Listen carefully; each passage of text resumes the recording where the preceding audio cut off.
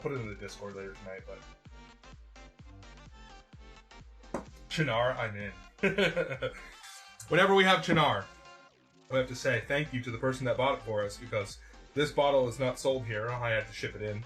And the person that paid for that was actually Shayna. So thank you so much to the GOAT, the legend, Shayna. Appreciate you.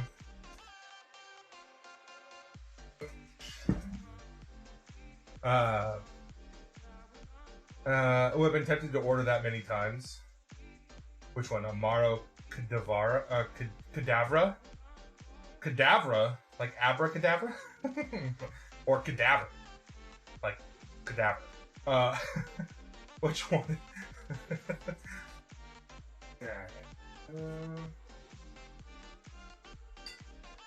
For the peoples. Do this for the peoples. Oh, Saint Agrestes. Oh, okay, yeah. It was actually really good. It was really good. I had about a 3-ounce pour of it. The guy that poured it for me was at L'Artusi, the Italian restaurant that we went to for dinner, and he poured it for us. And I got to try like a bunch of other things too. He poured me way too much of it, and it was really good. I would say herbal sweet dominates the like mid palate, and it has a touch of bitterness that reminds me more of like licorice.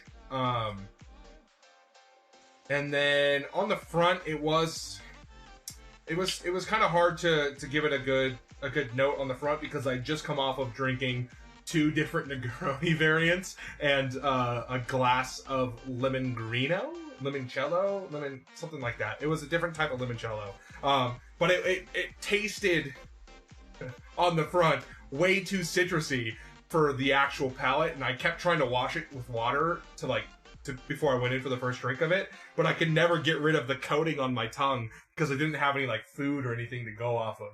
So every single time I went into it, I was like, this is too much citrus. This is too much citrus. This isn't really what it is. So I would say less citrusy than I think it was on the front palate, but mid palate was very herbal and sweet, and the finish was a little bit more of a licoricey bitterness, which was really nice. The problem when you've had way too many Negroni variants during the build-up to your 2-hour dinner reservation. I've had too many Negronis tonight. Now my dinner is spoiled. No, I went from employees only to dinner where I had a couple of Negronis and then a glass of wine. And then after that I went to Katana Kitten. Oh gosh, that was a rough night. I had to wake up early the next day to go to the Statue of Liberty on our like tour time. Oh my gosh. Brutal.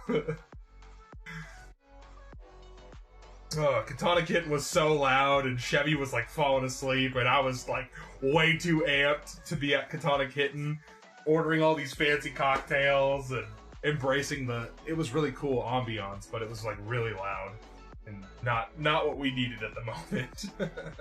There was a bar I knew of in Bloomington where Jaeger and Goldsugar was called Starry Night. Oh gosh. Alright.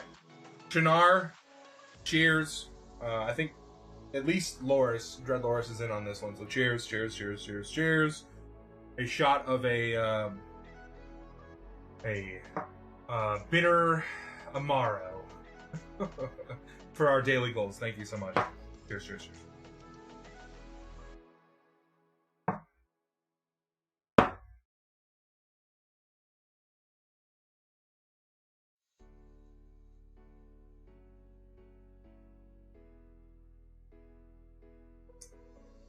So a lot of times people associate like Chinar with artichokes, right? It's not like an artichoke flavor. It has this sweeter herbal in between of